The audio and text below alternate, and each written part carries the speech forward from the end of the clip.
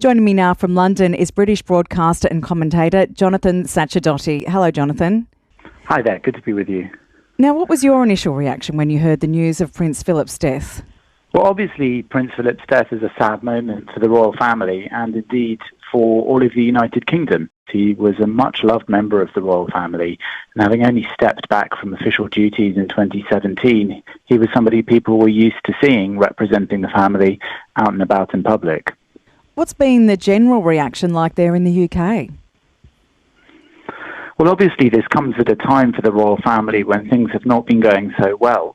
There was that very controversial interview from Prince Harry and his wife Meghan, which had certainly cast a bit of a shadow over the family. And before that, Prince Andrew's own interview on the BBC in the UK regarding his friendship with Jeffrey Epstein. And after all of that, this is more bad news for the royal family, but it has perhaps somewhat changed the coverage they're getting, with tributes being paid to the Duke of Edinburgh all over the media and by famous people and important world leaders the world round. So it's something that has perhaps reminded people how much they value the royal family in certain contexts. And the Duke of Edinburgh really stood for the more traditional side of the family, putting service at the centre of his life.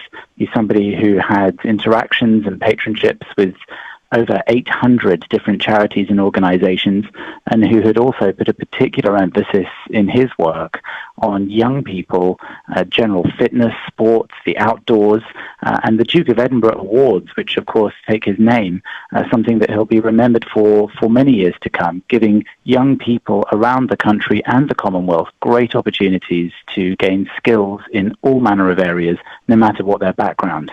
We've heard from members of the royal family today as they attended church. Princess Anne said her father would be leaving a legacy which can inspire us all. What role did he play behind the scenes? Well, that's right, and it seems that he was much loved within the royal family as well. The Queen, they said, wore the crown, but the Duke of Edinburgh is said to have worn the trousers. That is to say that when it came to family life, he made many decisions. It's been reported, indeed, that he was behind the choice of schools and the like for their children. He's also said to have taken a keen and active hands-on role in the upbringing of their children when they were younger.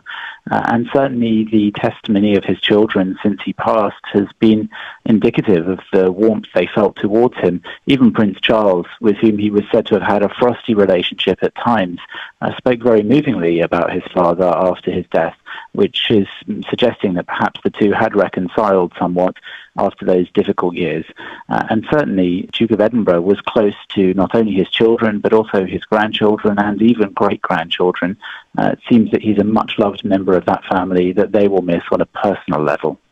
Jonathan, you talk about some of the controversy that's occurred in recent times with the royal family, and there's also been that rift that's been growing between Prince Harry and the family as well. We hear that he will be returning to the UK for the funeral. So what do you think will come of his trip back home? Yes, Prince Harry is due to return for the funeral. There was some discussion over whether or not he'd be able to make it to the funeral, bearing in mind we still have quarantine rules in place for people travelling into the country. But of course, there are exemptions for people attending funerals, and certainly this is a very high-profile one at that. He won't be bringing his wife with him after those allegations that the royal family were in some way racist towards her and their unborn child. That might be for the better, but she's not travelling because she is heavily pregnant. Her doctors have recommended against it. This could be a moment for the family perhaps to build some bridges and make amends in private behind the scenes. Certainly a tragedy like this can bring together any family, not least this family, with the gaze of the public upon them. But it could also be very frosty for both sides.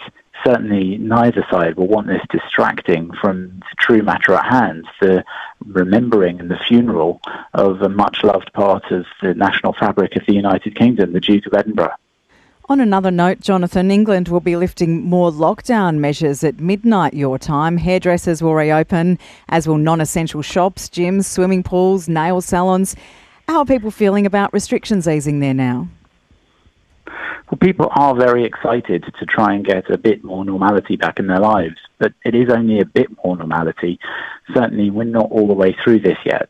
Britain's been doing extremely well with its vaccination programme, which is enabling the government to follow the plans they had made for unlocking. They called it a roadmap towards freedom, but we're not at the end of that roadmap yet. They're hitting the targets, so these restrictions are being lifted bit by bit on the dates that we were told they could be if things went well. But the advice still remains to the British public to be ever so careful. There are still restrictions in place. People are still encouraged to do as many things outdoors as they can. So the weather getting warmer as spring is arriving will certainly be helpful in that regard.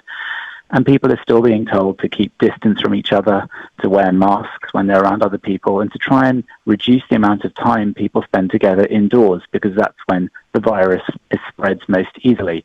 So certainly a degree of normality coming back, people grateful about the possibility of going back to gyms, of managing to get their hair cut, of having a drink outdoors at pubs, but still plenty of work ahead to beat the virus.